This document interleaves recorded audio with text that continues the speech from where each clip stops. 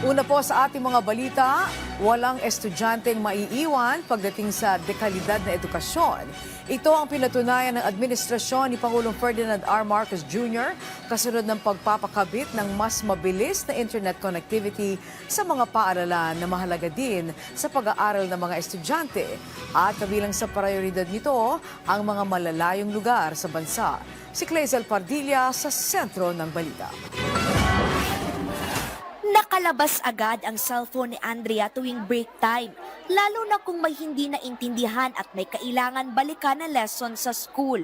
May mga activities or may mga lessons na hindi po ako masyadong maintindihan. So, kapag halimbawa po may break time kami or may free time, ginagamit ko po yung internet especially para ma-access po yung mga learning materials po namin. Like sa YouTube po, nanonood po kami like sa mathematics. Nakapagkabit na ng fiber optic internet sa eskwelahan ni Andrea sa Flora A. Ilagan High School sa Quezon City. Pero hindi lahat ng lugar sa paaralan ay mabilis at may access online. Kaya naman ang Department of Education at Department of Information and Communications Technology nilagyan ng Starlink ang paaralan. Si Pangulong Ferdinand R. Marcos Jr. kinumusta at binisita ang eskwelahan. Nagpapasalamat po kami na ang eskwelahan po namin ay nabigyan po ng pagkakataon na magkaroon ng Starlink. Dahil po ngayon, ang technology po ay hindi na po siya luho. Ito na po ay pangangailangan na po ng ating mag-aaral at ng ating guro para mas mapagpatuloy po ang pagtuturo at pagkatuto kahit na may ulan, kahit na po mainit ang panahon. Layo ng libreng internet na ibinibigay ng pamahalaan na magkaroon ng mas malawak na akses sa edukasyon ang mga bata at guro. Mula sa research, pagkuha ng learning material at pagbibigay daan sa alternatibong pamamaraan ng pagtuturo gamit ang internet.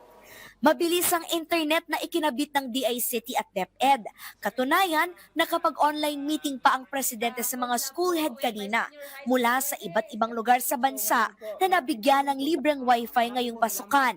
Kabilang ang paaralan na pinuntahan ni DepEd Secretary Sani Angara sa Agusan del Norte. We're 2 hours away from Butuan in Agusan Norte, sir, and we crossed 2 rivers to get here. So this is an IT school, sir. They got their electricity first Monday. Maraming salamat po.